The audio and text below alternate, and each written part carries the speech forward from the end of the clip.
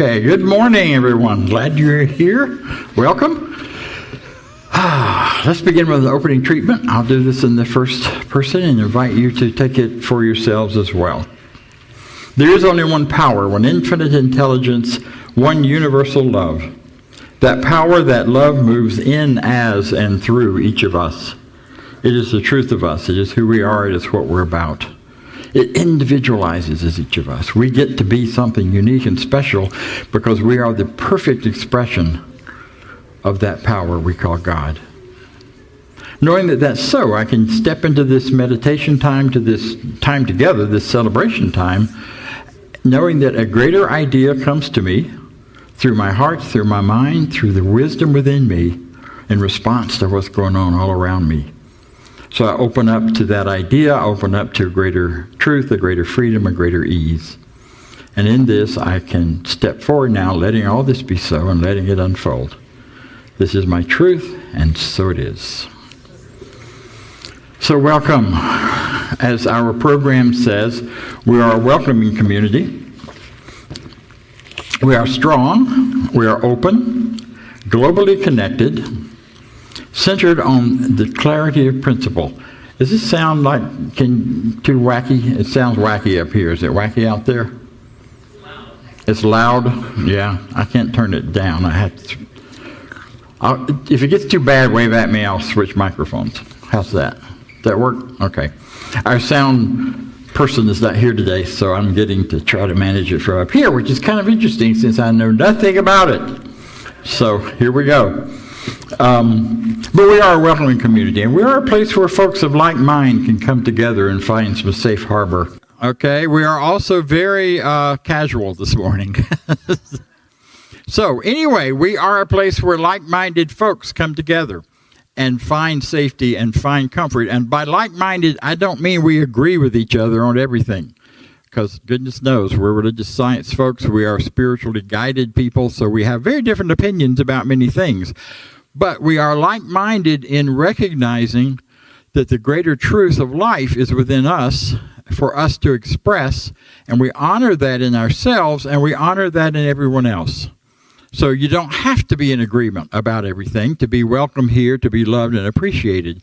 You don't have to be from the same background or from the same spiritual ideas or the same culture or racial group or sexual orientation or any of that for us to be together and be community and come together. We are like-minded in that sense, and you are very welcomed and honored for who you are in that way.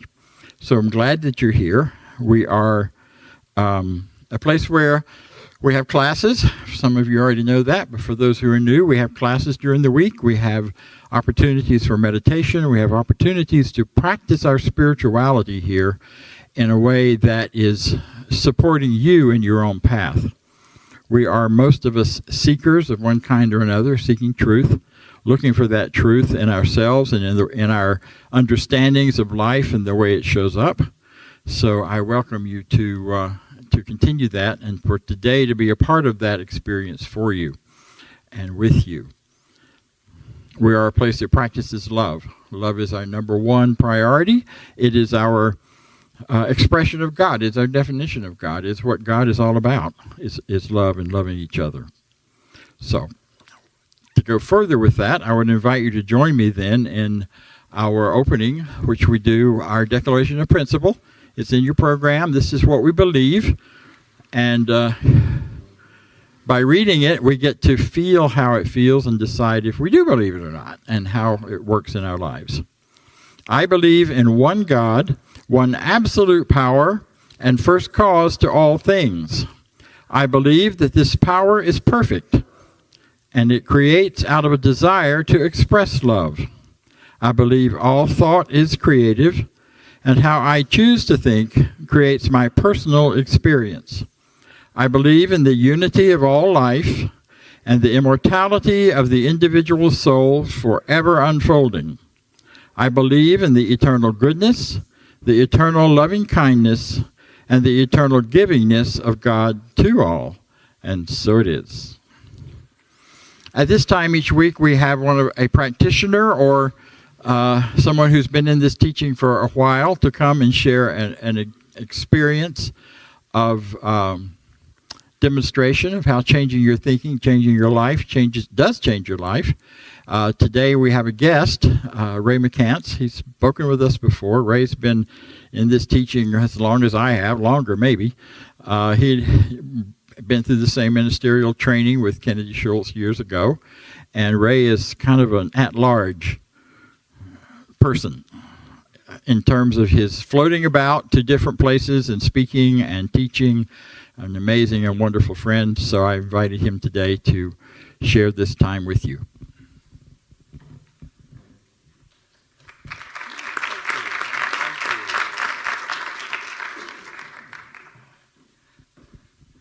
Thank you, Bob. Good morning to all of you. Bob asked me to, with doing the treatment, to give an example of treatment that had produced demonstration in my life.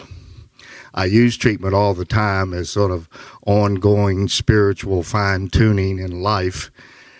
But one of the more dramatic ones that I'll share with you, was the demonstration for a relationship. Now, this is not a tale or story of how I found love in marriage. It is an update on where I am with that. I've had relationships, committed relationships, where our lives and residences and businesses were melded.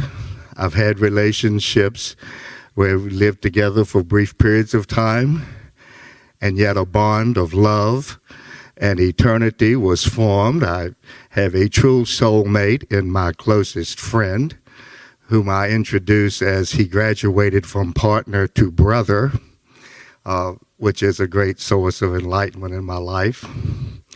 And after that second relationship, I took about a 14-year break from relationships because I realized that the major relationship in my life was the one from here to here, and that was the one that needed the work and my attention. In fact, the relationship with another person I considered to be my major secondary relationship. But the primary relationship is my relationship with myself, from my heart to my head. And until that is in good and healthy shape, I found I wasn't really available.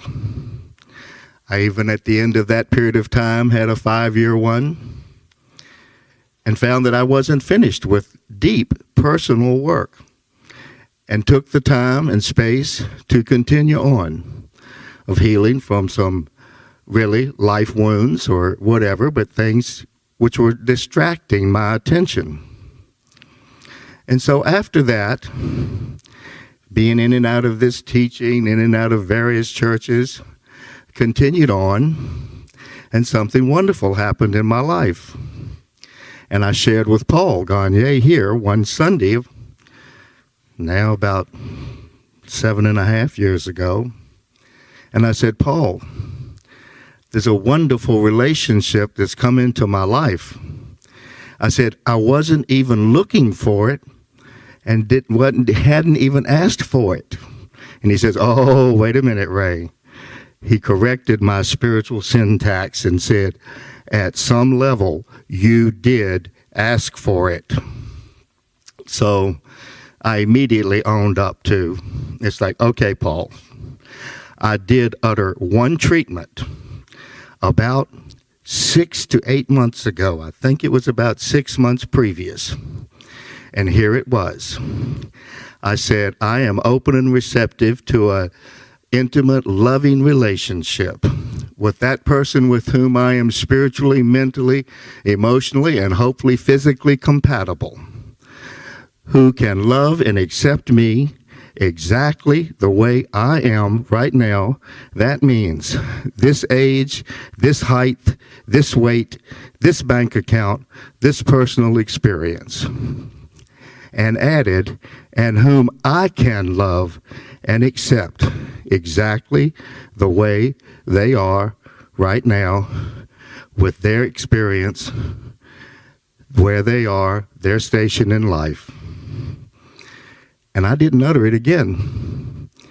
And about 6 months later, bumped into, made contact with, ran into someone.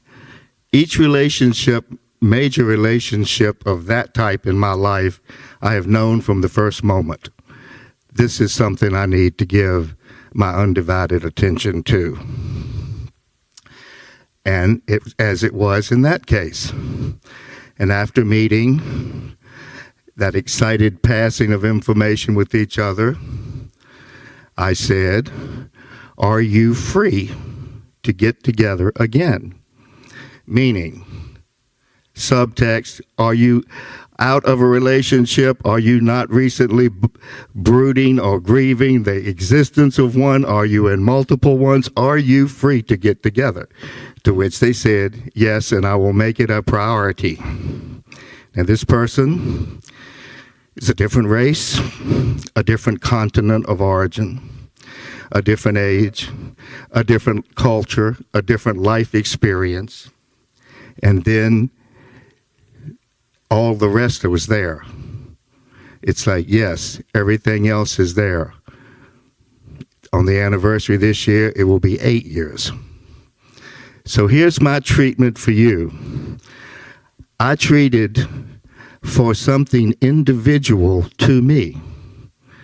His relationship is entirely different with me, I'm sure, than mine is with him. So here's my treatment for you. Regardless of whether it's relationship, job, station in life, what you do. And I'll speak this in the first person and ask you to take it for yourself in the first person. And it is, I live in, move, breathe, and have my being in a field of energy. It is constantly in motion. It is everywhere present. It is the creative mind, the infinite intelligence, the living God of the universe. And that spirit in me, that spark of that divine energy is from that source. And it is in me, as it is in you. And it is unique. No one else has the exact combination of experience, proclivity, talent, spiritual awareness, and personal path. Therefore, I am connected to a source which is ongoing, giving life, always moving forth. And I realize from this connection that I am the individualization of it, that I have a unique contribution to bring to life. My unique spirit flows into my personal expression, my creative expression, my personal relationships, my relationship with the infinite, and that there is a purpose and a reason for me to be here with that exact combination as you, because you are an individualization of the infinite principle. And now you are open and receptive to it, flowing through every fiber of your being and surrounding you, so that you are now on your perfect path, manifesting that perfect spirit which you are. And for this, I give gratitude, unlimited and abundant, and release this now to come back to me right now, manifested in all forms. With gratitude and joy, I say, and so it is.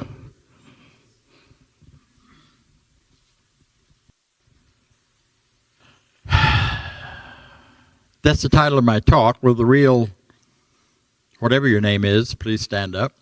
John, Mary, whomever. You may remember the old TV show that was called To Tell the Truth. Some of you weren't born yet, and some of you will remember it. We won't ask you to admit one way or the other. But the whole idea of the show was that three people came in, all claiming to be the same person, and tried to fool a panel of 3 people. The real person with that name had to tell the truth. The other 2 could lie, and the 3 people on in the group would ask questions and try to figure out who's the real one. And then at the end, they would always say, "Will the real John or Mary or whomever please stand up?" Well, I've always found that a fun show and a fun, interesting thing, because I think it's a great outpicturing, an example of what happens within us much of the time. And we have a similar kind of workshop at teen camp with this, where we have our teens write down all of these messages that they have within them, or that they have, or personas that they put on in order to survive in high school, and in order to present themselves in a certain way, and then they give those to other people, and they stand in the middle of the group while everyone else shouts those other personalities to them until they've had enough, and they say, "No, this is who I am." I think one of the primary tools for us on this spiritual journey, from the beginning to whatever is at the end and right on beyond, is getting very clear about who the real me is, and where I stand up and how I stand up. When I first walked into this teaching many years ago, I didn't know who I was. In fact, they talk about people having low self-esteem. I didn't have a self to have a self-esteem, or low or otherwise. I didn't know who the heck I was. I knew that I had spent my life being who other people said I needed to be in order to get through things. I learned as a kid, the way you get by as a kid, in my family at least, is by figuring out what everybody wants and give it to them. And I got to be really good at that. So I looked pretty good on the outside, even though on the inside I'm like, who is this person that's looking at me back in the mirror every day? I still have that every so often when I see the wrinkles and stuff. But for the most part, it's not a question or a case. So we have these multiple selves. Psychologists tell us that we create as from beginning right on up, internal multiple selves, usually a false self and a true self, to cover up and to manage being in a world. We come in on some level knowing we're good, knowing we're real, knowing we're loved, knowing that these are all those things that are supposed to be a part of us, and then we start getting other messages. You're too short. My mother always said her legs were too short. I always said they reach the ground. They're not too short. There's no such thing. But, we carry all those things, and we actually create a kind of sense of self around them. And you may have that sense of self that is like, I'll put that Bob over here. I'm not good enough. My suit's too loud. People are going to think I'm flamboyant when I'm not. I'm not smart enough. I don't think like other people. Therefore, I must be dumb. Anybody have any of those? Don't raise your hands. You know what I mean?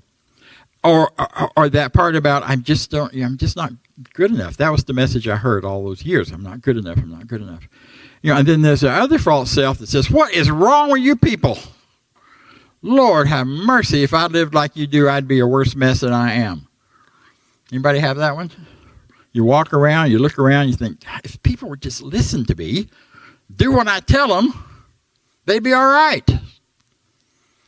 And for much of my life, I've been able to keep that quiet. But there was a period or two where it would come out quite loud and clear. I have some exes that would explain that happily. I would love to tell you about it. But this isn't about me, because those personas, this one and that one, are both true. Not true. They're both real. They both happen in the real time and space. But there is a more real me, a more true me. That is birthed out of the power of Spirit. That is God itself, Spirit itself, life itself, right here, right now, having an expression. That knows exactly what I really want in my heart of hearts. That knows where I want to be and what I want to do and how I want to live. That doesn't doubt the power within me to do that.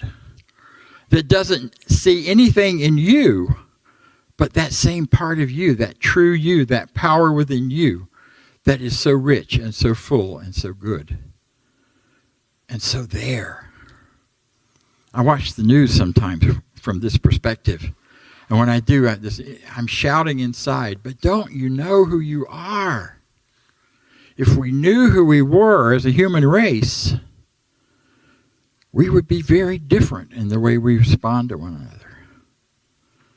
We would be more patient with each other. We would be more loving. We'd be less likely to condemn those who are different, those who we don't agree with. But more often than not, we've learned that in order to live in the world, we've got to live in this persona or this one over here, and we do that, and we do that on and on. I think it is absolutely necessary in our teaching, in order to move forward and for life to work for us, that we learn who the real me is. Now, many of you have been in this for a long time. You already know that. I'm not telling you anything new. But then you may find things change. Some of my self-certainty about who I am and other people I know stays the same for about 10 to 15 years, and then you find things have changed, and my gosh, I'm not a bar twink anymore. Or I'm not the young married couple anymore. Or I'm not any of these roles. And as our roles change, oftentimes our understanding of who we truly are gets challenged. And we get to go back to it again and again and again. And that's a good thing, because we're constantly returning to it.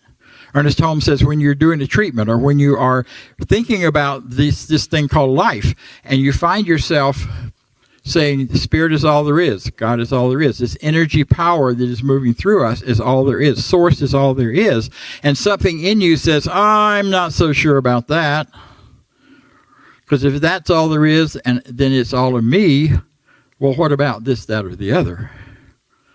And he says, stop whatever you're doing right there. Don't go any further in trying to name anything or do anything that you want to change in your life until you get back to that centered place where you know, and you know that you know, there's one power, it's you, you're it, and you go forward. So life is often kind of like a dance, where we're moving over here for a while, and then we get back to center, and then we move over here, and then we come back to center. And if you draw that out, it looks a lot like the infinity sign. Because very few of us are able to be right here in the center and stay there forever, every day, all the time. But that's my aspiration, and that's what I invite you to consider. So there are lots of tools, there are lots of ways to bring this about. And there are lots of things you can do to continue to reveal that true self of who you are. So I'm going to share some of those. Surprise, surprise. One of them is values. What do you value? I mean really value. Not what do you think you should value, and what does the group tell you should value, or what do you have to value in order to belong or fit in or any of that, but what really matters to you in your heart. Where does silence play a role in your heart? Where does loudness play a role in your heart? Where does partying play a role? Where does connecting with other people play a role for you? Get really into what are my values. What are my values around people? What are my values around prosperity? What are my values? How important is it to be prosperous? And what does that even mean? What are my values about work? Do I really love work? Is it a value to me to produce and to be part of a working world? Or would it be a much greater value to sit on a rock? And either one is fine. What's beautiful about it is there's no right or wrong in this. As you explore and get to know, and there are all kinds of techniques and methods out there. I'm not here to teach you how to do values clarification, but I'm telling you there's plenty out there to help you look at what really matters to me. One of the best ones is that old thing of write your own epitaph or write your own eulogy for your memorial service. And as if you lived your life exactly the way you wanted it, what would people be saying?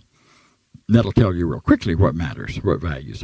If you want to know your values around prosperity, imagine winning the lottery for millions and millions of dollars. How would you use it? What would you do? How would you live differently?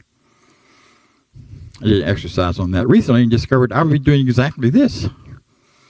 Except I'd arrive in a limousine and I'd have a whole staff of people doing all the little details that I do every week. But I'd still be doing this because I love this. I'd do this whether I'm paid for it or not. Because it is a value to me to have the opportunity to speak these truths to other people, because I think it's the most important teaching in the world. I think is the biggest, most important thing we can teach and learn today. But you figure that out for you. I'm not saying any of my values should be yours. One of the other ways to know about your values, and one of the ways to find out who you truly are, is to notice what you're really grateful for. Now, I'm not talking about the kind of gratitude that your parents said, you should be more grateful, or your spouse says, or somebody else says. I'm not talking about shaming or guilting you. I'm talking about what are you deep in your heart of hearts most grateful for? What, when nobody else is listening or looking, pops up in your head to say, wow, I'm so grateful for that. So, and the gratitude practice then becomes not trying to be more grateful, but to be awake to the gratitude we already have, because it's there, it's in our nature, it's part of who we are. Some will be grateful if I keep talking, so will be grateful if I be quiet and sit down and this thing gets over in a hurry. Whatever your gratitude is, just notice it, because it tells you who you are. It tells you about that true self and what it wants and where it wants to be and how it wants to live and how you want to live in that space of trueness and realness. Take the time. Another way to find out who your true self is and how it lives is to start every day making that day an ideal day. Take the time to spend the time with yourself and decide if today is an ideal day that I could live just exactly the way I want it to be. How would I live? What would I experience? Not what would I do. Don't make a do list. You got those already. I was going to say if you're working, that's not true. Whatever you're doing in life, you've got the do list. Whether you avoid it or write it down, you still got it. That's what I'm talking about.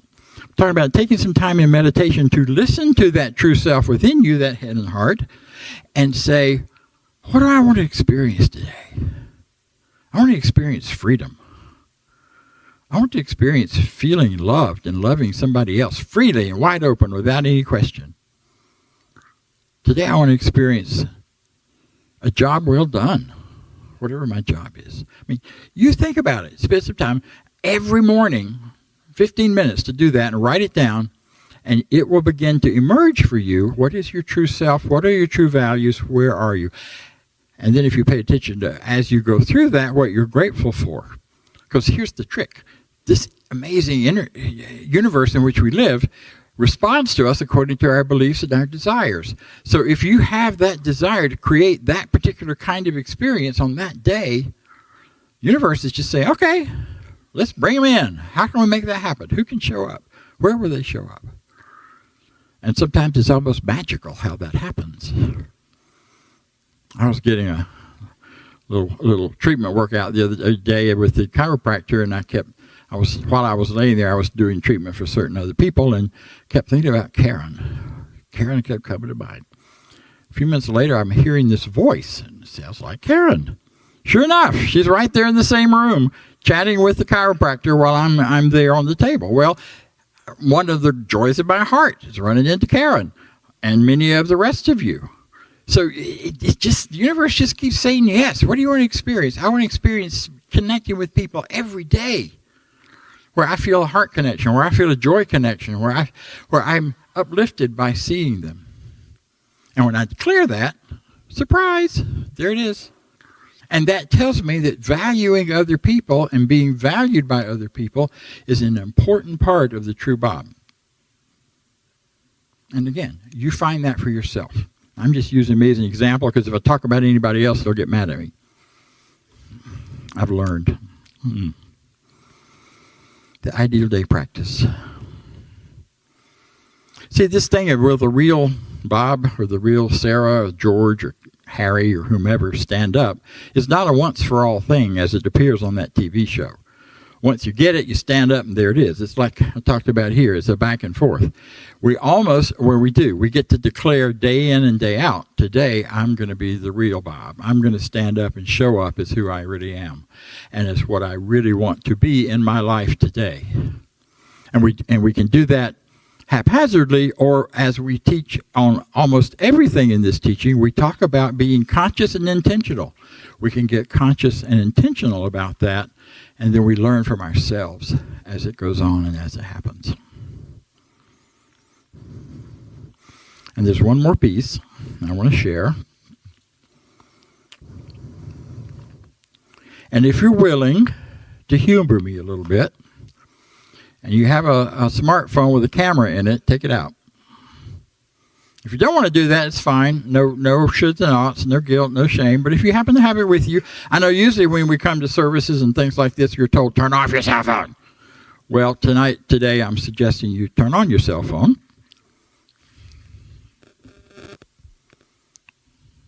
Mine takes a minute. Here it is. Go to your camera. No, I don't want you taking pictures of me. That's that other me. This will be over here, not the real one. What the real one would like for you to do is spin the camera around so you're looking at yourself. And in a whispered voice, because there are a lot of us, look at yourself in the eye and say, I love you and I approve of you, just the way you are. I love you and I approve of you, just the way you are. How does that feel? First time I did that in a Louise Hay workshop at the Silmar, I burst into tears because it was the biggest lie I had told myself in a long, long time. See, we can't get in touch with and honor and live from that true self until we can say that with truth. I love you. I approve of you just the way you are. Try it in the mirror in the morning when you start your day, just before you do your, what is my ideal day exercise for the day? And the more you say that, the more she or he will appear. She, it, they, them will all show up and begin to show up more and more. And as that does, see, that's the part of you that has the power of the universe behind it. The universe doesn't say yes to all that other nonsense. What's wrong with you people? Which only translates into what's wrong with Bob. And then the universe says, yeah, if you think there's something wrong with people, let's show you what's wrong with you. I don't like that one. I get it, but I don't like it. Same thing over here. What's wrong with me? I'm not good enough. I'm not this. I'm not that. That happens just because I've said it, not because this amazing universe is saying yes to it. It just happens. But when I am centered in that truth of who I am a divine being. I speak my word. It is the word of the infinite. When you speak your word from that place of knowing who you truly are, it is the infinite. Some would say the word of God itself coming from you. And then the rest of the universe says, yes, because it's all it can do. It doesn't know no. No, it doesn't know. It doesn't have it in its vocabulary. Can't say it, can't be it. So I encourage you, I invite you, get intentional about knowing who you truly are. Decide when, where, and how you want to stand up. And ask yourself on a regular basis, will the real John, Harry, George, Mary, whomever, please stand up? And you get to have the choice about that. Because you're wonderful. And so am I. And so it is.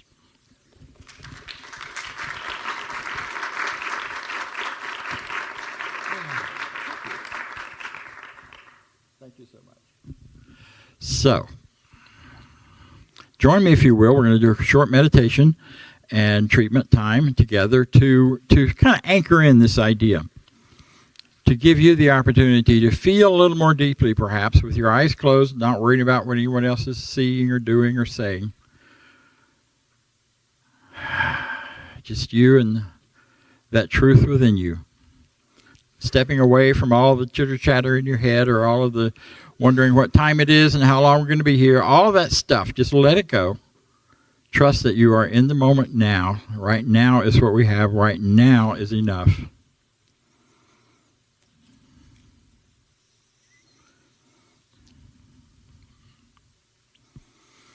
And to recognize with me that in the infinity of life where I am, all is perfect, whole and complete.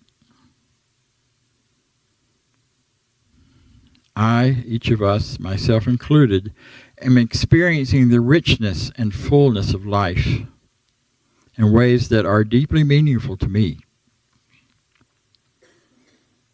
I look at my past with love and choose to learn from my old experiences. There is no right or wrong, nor good nor bad. The past is over and done, and I let it be in the past. There is only the experience of the now, of the moment. And I love myself for bringing myself through this past into this present moment.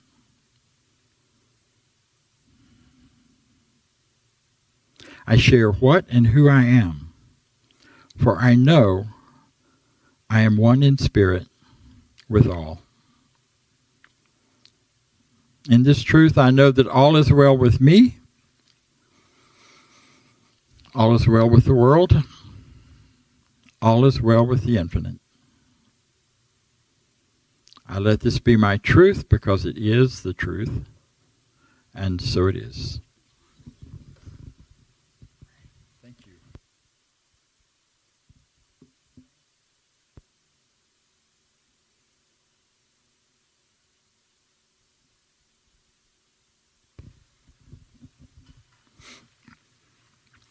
So I would like to invite you to consider your prosperity and the prosperity of the center. I'm grateful to say we did a good deal of talking in March and on into April about our financial situation here and about asking people to really consciously think about what you're giving.